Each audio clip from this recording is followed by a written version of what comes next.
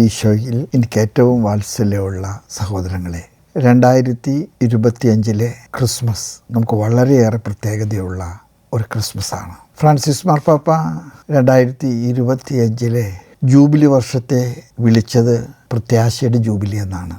മാർപ്പാപ്പ തന്നെ തെരഞ്ഞെടുത്ത മുദ്രാവാക്യം പ്രത്യാശയുടെ പ്രവാചകന്മാരും പ്രേക്ഷിതരുമാകുവാനുള്ള ആഹ്വാനമായിരുന്നു. ഈ വർഷത്തെ ക്രിസ്മസ് കൊണ്ടാടുമ്പോൾ ഈ നൂറ്റാണ്ടിലെ കാൽഭാഗം നമ്മൾ പിന്നിടുകയാണ്. ഈ നൂറ്റാണ്ടിലെ ആദ്യത്തെ 25 വർഷങ്ങൾ നമ്മൾ ദൈവത്തിന് മുൻപിൽ കൂപ്പുകരങ്ങളോടെ നന്ദിയോടെ നിൽക്കുകയാണ്. പ്രത്യാശയുടെ പ്രവാചകന്മാരെ പ്രേക്ഷിതരെ എന്നൊക്കെ പറയുമ്പോൾ ക്രിസ്മസ് നമ്മിൽ നിന്ന് പ്രതീക്ഷിക്കുന്ന ചില കാഴ്ചപ്പാടുകളുണ്ട്. ആ കാഴ്ചപ്പാടുകളിൽ ഏറ്റവും പ്രധാനപ്പെട്ടത് ദൈവത്തിൻ്റെ പദ്ധതികളോട് മനുഷ്യൻ കാണിക്കുന്ന സന്മനസ്സാണ്, മനുഷ്യൻ നൽകുന്ന സഹകരണമാണ്. ക്രിസ്മസിൻ്റെ സന്തോഷം കൊണ്ടാടുമ്പോൾ ആദ്യമായിട്ട് നമ്മുടെ മനസ്സിൽ കടന്നു വരുന്ന ഒരു കഥാപാത്രമാണ് മറിയം. മാലാഖ മറിയത്തിൻ്റെ സഹകരണം ആവശ്യപ്പെട്ട് പ്രത്യക്ഷപ്പെട്ടപ്പോൾ മറിയത്തിനൊന്നും പിടികിട്ടിയില്ല. നീ ഗർഭം ധരിക്കും, നീ ഒരു കുഞ്ഞിനെ പ്രസവിക്കും. അവൾ പറഞ്ഞു, ഞാൻ പുരുഷനെ അറിയുകയില്ലല്ലോ, ഇതെങ്ങനെയാണ് സംഭവിക്കുക? ഞാനും യൗസേപ്പും വിവാഹ വാഗ്ദാനം നടത്തിയിട്ടുള്ളൂ, ഞങ്ങൾ സഹവസിച്ചിട്ടില്ല. മാലാഖ അവളോട് പറഞ്ഞു, ദൈവത്തിനൊന്നും അസാധ്യമല്ല, ഇത് ദൈവത്തിൻ്റെ പദ്ധതിയാണ്. മറിയം പിന്നെ ബുദ്ധി കൊണ്ട് ചിന്തിക്കുന്നതിനേക്കാൾ കൂടുതൽ ഹൃദയം കൊണ്ട് കീഴടങ്ങുകയായിരുന്നു. അവൾ പറഞ്ഞ ആ വാക്കുകൾ എത്ര അർത്ഥസാന്ദ്രമാണ്. ഇതാ കർത്താവിൻ്റെ ദാസി, നിൻ്റെ വാക്കുപോലെ എന്നിൽ സംഭവിക്കട്ടെ.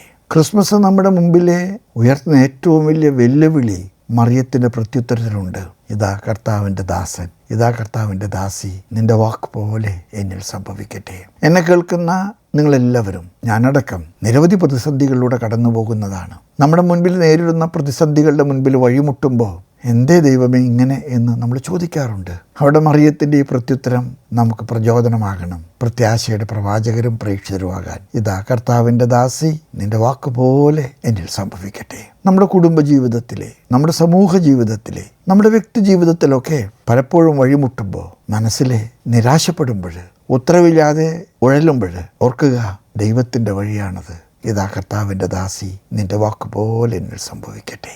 മറിയത്തോട് സഹകരിക്കാൻ രക്ഷാകര കർമ്മത്തിൽ ദൈവം തെരഞ്ഞെടുത്ത മറ്റൊരു വ്യക്തിത്വമാണ് യൗസേപ്പിതാവ്. യൗസേപ്പിതാവിനുള്ള കുറിച്ചുള്ള ചിന്തകൾ കൂടുതലും നമുക്ക് നൽകുന്നത് മത്തായിയുടെ സുവിശേഷത്തിലാണ്. മത്തായി രക്ഷാകര കർമ്മത്തെ യൗസേപ്പുമായി ബന്ധപ്പെടുത്തിയിട്ടാണ് സുവിശേഷം അവതരിപ്പിക്കുന്നത്. മറിയം ഗർഭവതിയായി എന്നറിഞ്ഞപ്പോൾ നീതിമാനായ യൗസേപ്പ് അവൾ അപമാന വിധേയാക്കാൻ ഇഷ്ടപ്പെടായാൽ രഹസ്യമായിട്ട് അവൾ ഉപേക്ഷിക്കാൻ മനസ്സുകൊണ്ട് തീരുമാനിച്ചു. ആ ഒരു പ്രതികരണത്തിൻ്റെ ഒരു ആത്മീയമായ സ്വർഗീയമായ ഒരു കാഴ്ചപ്പാട്.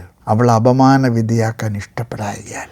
മറിയം നിഷ്കളങ്കയാണ്, അവളൊരു തെറ്റും ചെയ്തിട്ടില്ല. പക്ഷെ ഇതെങ്ങനെ സംഭവിച്ചു എന്ന് എനിക്ക് മനസ്സിലാകുന്നില്ല. അതുകൊണ്ട് ഞാൻ അവളെ ആരും അറിയാതെ ഉപേക്ഷിക്കുകയാണ്. സ്വപ്നത്തിൽ മാലാഖ പ്രത്യക്ഷപ്പെട്ട യൗസേപ്പിനോട് പറയുന്നുണ്ട്, അത് ദൈവത്തിൻ്റെ പദ്ധതിയാണ്. യൗസേപ്പ് പൂർവ്വ യൗസേപ്പിൻ്റെ ഒരു പിന്തുടർച്ചക്കാരനാണ്. സ്വപ്നങ്ങളിലൂടെ ദൈവം വളർത്തിയ പൂർവ്വ യൗസേപ്പ്, സ്വപ്നങ്ങളിലൂടെ ഇസ്രായേൽ മക്കൾക്ക് ദൈവത്തിൻ്റെ ഇടപെടലിൻ്റെ സൗഖ്യവും സൗന്ദര്യവും കാണിച്ചു കൊടുത്ത പൂർവ്വ യൗസേപ്പ്. യൗസേപ്പ് പുതിയ നിയമത്തിലെ ആ പുതിയ ഉത്തരവാദിത്തം ഏറ്റെടുക്കുകയാണ്. ഞാൻ രഹസ്യമായിട്ട് ഉപേക്ഷിക്കും, ഞാൻ അവളെ ഉപദ്രവിക്കുകയില്ല, അവളെ വിമർശിക്കുകയില്ല, അവളൊരു തെറ്റും ചെയ്തിട്ടില്ല. പക്ഷേ എനിക്ക് അവളുടെ ഗർഭാവസ്ഥ മനസ്സിലാക്കാൻ കഴിയുന്നില്ല. സ്വപ്നത്തിലെ മാലാഖ പ്രത്യക്ഷപ്പെട്ട് യൗസേപ്പിനോട് പറയുന്നത് ദൈവത്തിൻ്റെ പദ്ധതിയാണ്, ഇത് ദൈവം ആഗ്രഹിക്കുന്നതാണ്. നമ്മൾ സുവിശേഷത്തിൽ ഇങ്ങനെ വായിക്കുന്ന, നിദ്രയിൽ നുണർന്ന യൗസേപ്പ് ദൈവത്തിന് കീഴടങ്ങി. എന്നെ കേൾക്കുന്ന എൻ്റെ പ്രിയപ്പെട്ടവരോടൊക്കെ എനിക്ക് പറയാൻ ആഗ്രഹമുണ്ട്, നമ്മുടെയൊക്കെ ജീവിതങ്ങളിലെ ഒരുപാട് പ്രതിസന്ധികൾ നമുക്ക് ബുദ്ധി കൊണ്ട് മനസ്സിലാക്കാൻ കഴിയാത്തതാണ്. നമ്മൾ ചിലപ്പോൾ അസ്വസ്ഥപ്പെടാറുണ്ട്, നമ്മൾ ചിലപ്പോൾ എന്തേ ഇങ്ങനെയെന്ന് ചോദിക്കാറുണ്ട്. ഞാൻ ചിലപ്പോഴൊക്കെ കണ്ടുമുട്ടിയിട്ടുണ്ട്, വിവാഹം കഴിഞ്ഞിട്ട് മക്കളില്ലാത്തവർ. എത്ര വലിയ ദുഃഖമാണെന്നറിയാമോ അവർക്ക്. പക്ഷെ ദൈവത്തിൻ്റെ ഒരു പദ്ധതിയുണ്ട് അവർക്ക്. മക്കള് പ്രസവിക്കുമ്പോൾ വൈകല്യത്തോടുകൂടെ ജനിക്കുന്ന മാതാപിതാക്കൾ, അവരുടെ നിരാശ എത്ര വലുതാണെന്നറിയാമോ. അവിടെയൊക്കെ ദൈവത്തിനൊരു പദ്ധതിയുണ്ട്. യൗസേപ്പ് സ്വപ്നം കണ്ടു, നമ്മൾ സ്വപ്നം കാണണം ദൈവത്തെ. യൗസേപ്പ് മറിയത്തെ സ്വീകരിച്ചു. യൗസേപ്പ് രക്ഷാകര കർമ്മത്തിലെ പ്രത്യാശയുടെ തീർത്ഥാടകനായിട്ട് ദൈവത്തോടുകൂടെ സഞ്ചരിച്ചു. കാനേഷുമാരിക്ക് പുറപ്പെട്ട യൗസേപ്പും മറിയം പൂർണ്ണ ഗർഭിണിയാണ്. കുഞ്ഞിനെ പ്രസവിക്കാൻ ഇടവില്ലാതെ സത്രങ്ങളെല്ലാം നിറഞ്ഞു കവിഞ്ഞിരുന്നു. മുൻകൂട്ടി വന്നവരെ എല്ലാം അവിടെ താമസമാക്കിയിരുന്നു. ഒരു സത്രത്തിലും സ്ഥലമില്ല. പൂർണ്ണ ഗർഭിണിയായ മറിയത്തെയും കൊണ്ട് യൗസേപ്പ് നടന്നു.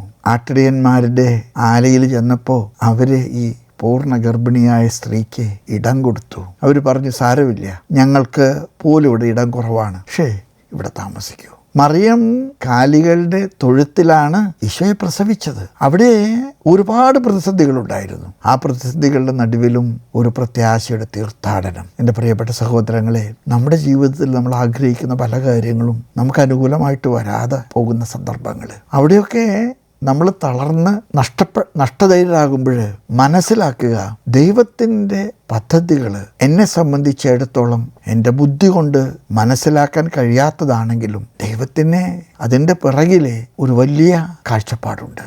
ഞാൻ ഒരിക്കൽ ഒരു മിഷൻ യാത്രയിൽ ഒരു കുടുംബത്തെ പരിചയപ്പെട്ടു. അവർക്ക് 4 മക്കളാണുള്ളത്.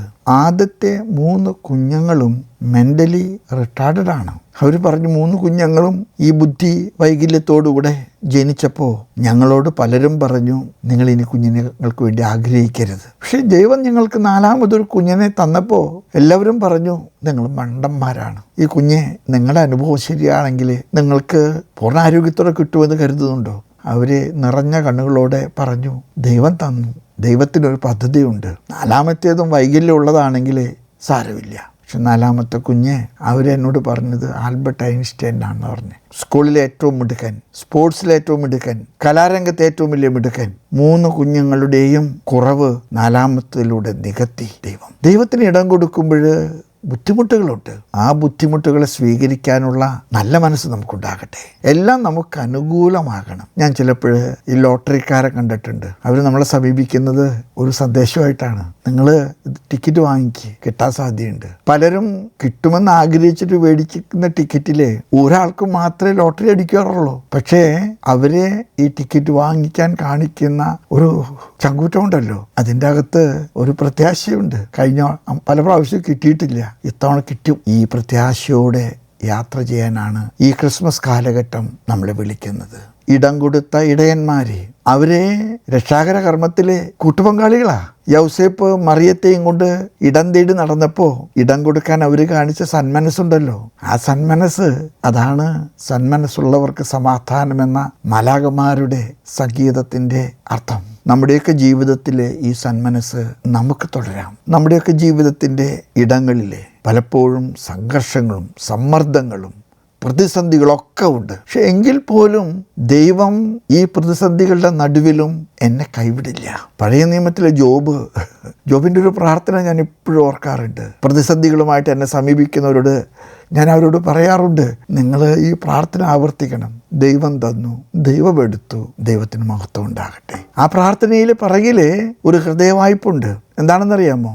ദൈവം എനിക്ക് തന്നത് ഇഷ്ടം കൊണ്ട് തന്നതാണ്, ദൈവം എടുത്തത് ഇഷ്ടം കൊണ്ട് എടുത്തതാണ്, ഇനിയും ദൈവത്തിന് തരാൻ സാധിക്കും. എന്നെ കേൾക്കുന്ന നിങ്ങളോടൊക്കെ ഞാനൊരു കാര്യം പറയട്ടെ. ക്രിസ്മസ് ആഘോഷങ്ങൾ മാത്രമല്ല, ക്രിസ്മസ് സാധ്യതകളുടെ ഒരു അത്ഭുത ലോകമാണ്. ഇടം കൊടുക്കാൻ, വഴി കാണിക്കാൻ, കരം കൊടുക്കാൻ, കരുത്തു പകരാൻ ഈ ക്രിസ്മസ് നമ്മെ പ്രാപ്തരാക്കട്ടെ. നമ്മൾ ഈ നൂറ്റാണ്ടിൻ്റെ 25 വർഷങ്ങൾ പിന്നിടുമ്പോൾ നമ്മൾ ഭാഗ്യവാന്മാരാ. പക്ഷേ നമ്മുടെ ഭാഗ്യം ദൈവത്തിന് കൂട്ടുപങ്കാളികളാകുന്നതിലാണ്, ദൈവത്തിൻ്റെ പദ്ധതികളിലെ കൂട്ടാളികളാകുമ്പോഴാണ്. കാനായിലെ കല്യാണ വിരുന്നിൽ മേൽത്തരം വീഞ്ഞ് വിളമ്പിയപ്പോൾ ഇതെവിടെ നിന്ന് ചോദിച്ചപ്പോൾ സുവിശേഷകൻ പറയുന്ന ഒരു വാചകമുണ്ട്, വെള്ളം കോരി ഭരണികൾ നിറച്ചോർ മാത്രമേ അതറിയുള്ളൂ. പ്രിയപ്പെട്ടവരെ, നമ്മൾ ഈ ഭരണികളിൽ വെള്ളം കോരി നിറയ്ക്കുന്നവരാണ്. നമ്മുടെ കണ്ണുനീരൊന്നും തന്നെ നഷ്ടപ്പെടുകയില്ല.